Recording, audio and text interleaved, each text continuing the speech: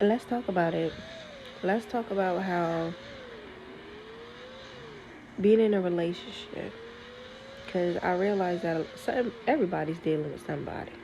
So we're going to talk relationships. If your partner has always been there for you, held your back through it all, and they fall short, your first instinct should be to be there for them.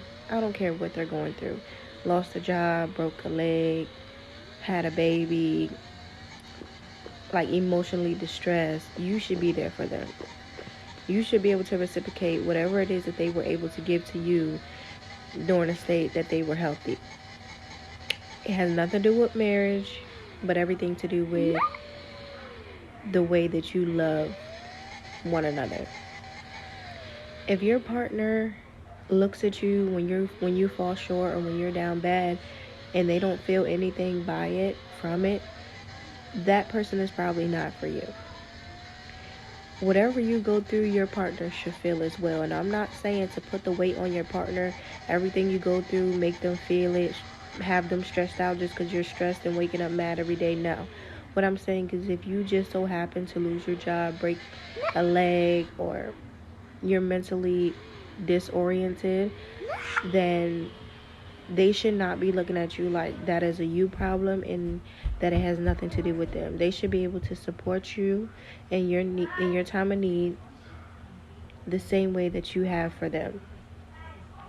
A lot of people are not built like you. A lot of people do not have the same heart as you, and that is a lesson that I feel like everybody learns at one point in their life. But when you get around somebody who is there for you and they actually consider you in all things that they do, that's the type of person that you keep around you. And those type of people are very rare and very hard to come by. Um, if you haven't found that person yet, don't give up.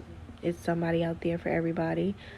It may not even be an intimate partner. It could just be a friend or a family member. I feel like it's very important to keep that line of love just open and readily available, because I feel like oftentimes we get into these situations that result in disruption in our homes, in our lives, in our children, disrupts our peace, and we put up this guard because it's like that's something you never want to go through again. So you oftentimes begin to just blame everybody for what one person did, which is a normal defense mechanism. However, it's probably not the best way to carry things because, as I stated, there's somebody for everybody.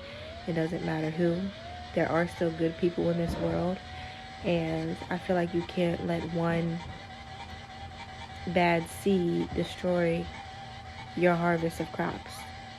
You got to keep on putting in the labor, doing the work. I know a lot of times it also stems from like childhood traumas. I hear a lot of people say all the time, like, hey, I was raised like this, my mother did this, my father wasn't there. And it's just like, you can't keep using that as an excuse. At a certain point in your life, if you want change, if you want better for yourself, you have to start acknowledging yourself. Like, stop pointing the finger at other people, stop making it seem like they're the ones to blame, and take that first step in acknowledging what's wrong and then move forward on how to fix that.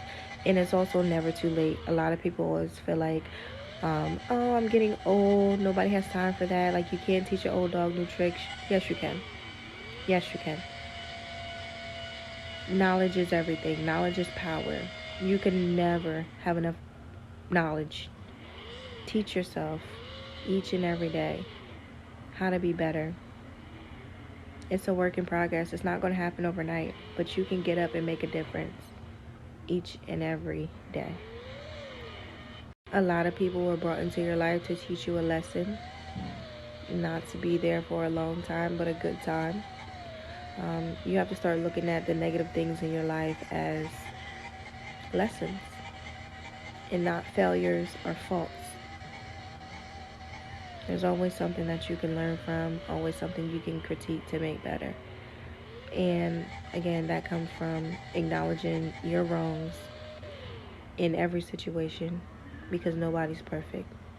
Even if you feel like you weren't wrong and another person's feelings or emotions are involved and they're saying that you've done something to disrupt that, then you should probably just acknowledge, apologize, and move on. You don't have to stick around.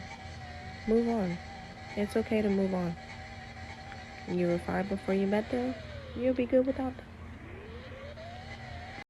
Not everybody is meant for you. Not everybody is able to come with you along your journey.